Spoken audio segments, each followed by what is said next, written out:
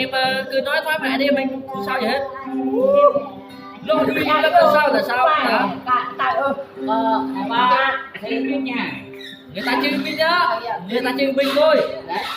Người ta chơi cái kệ người ta thôi, có gì đâu. Không sao gì hết. Mình là người tốt.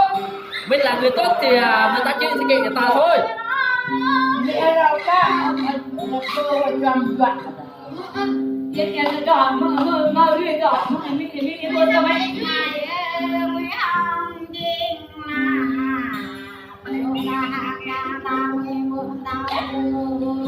phải chuột ra quẹt quẹt Tuyệt mình mà làm vậy là rồi. cái này Vậy không? Rồi đó. có thao có đỡ Mà làm.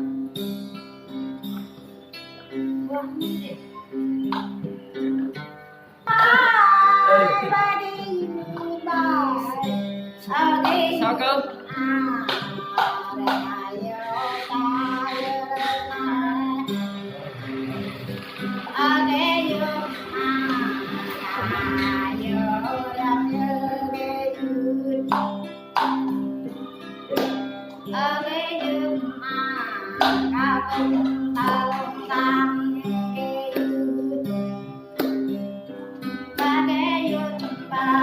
Qua video hả? Có chứ.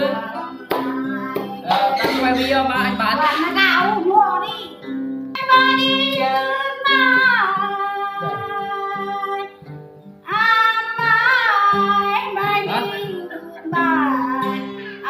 Qua video đừng nói đi nó lại nha.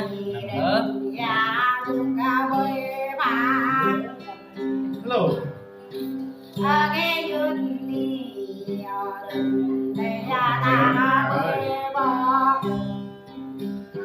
Đây là cái cá này đây cá mình dương phan đây là cái Anh em cả nhà.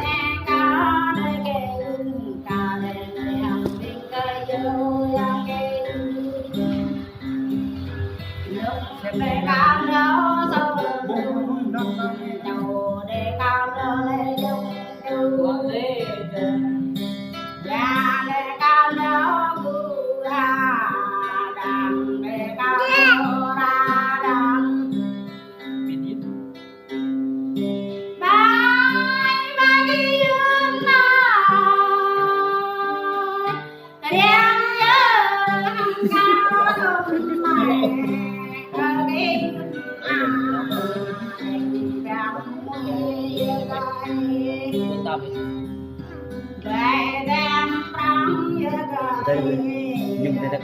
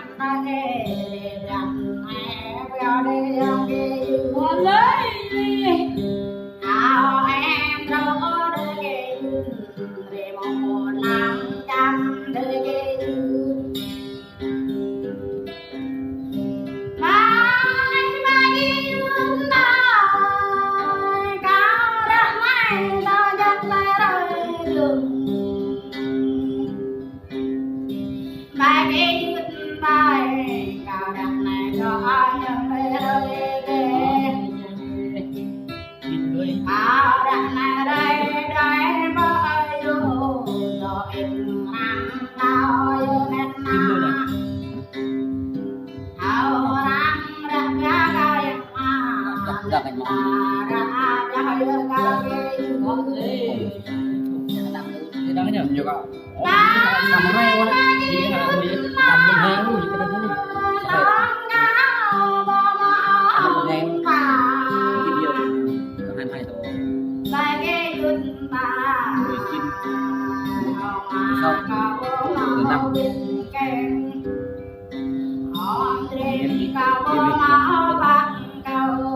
Này. Đó, đi chưa? Miếng mò miếng gì đây?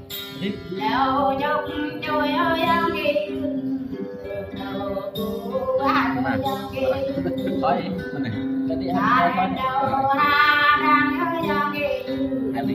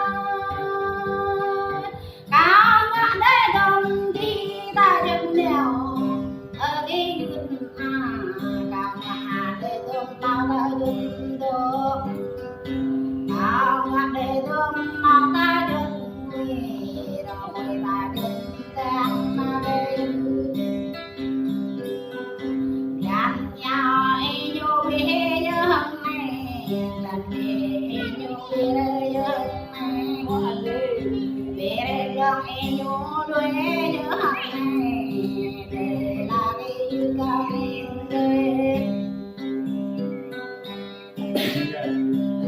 bye bye yun na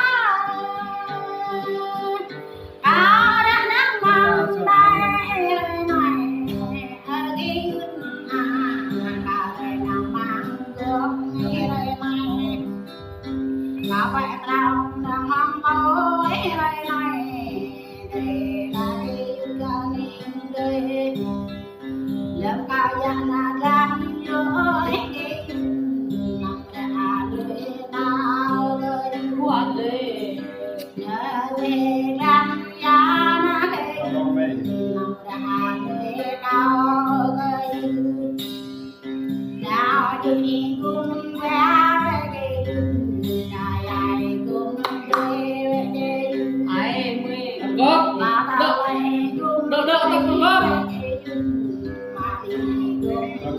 Được ạ. Mai lại chẳng được cái gì nữa.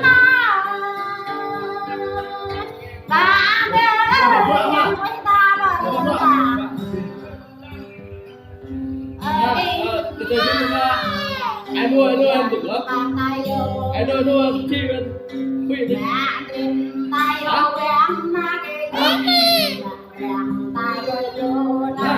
Bên đỡ ta từ kỹ thuật bên đó. Bên đỡ ta mà ăn luôn. Nhặt ta cùng nhau. Nhặt tất luôn.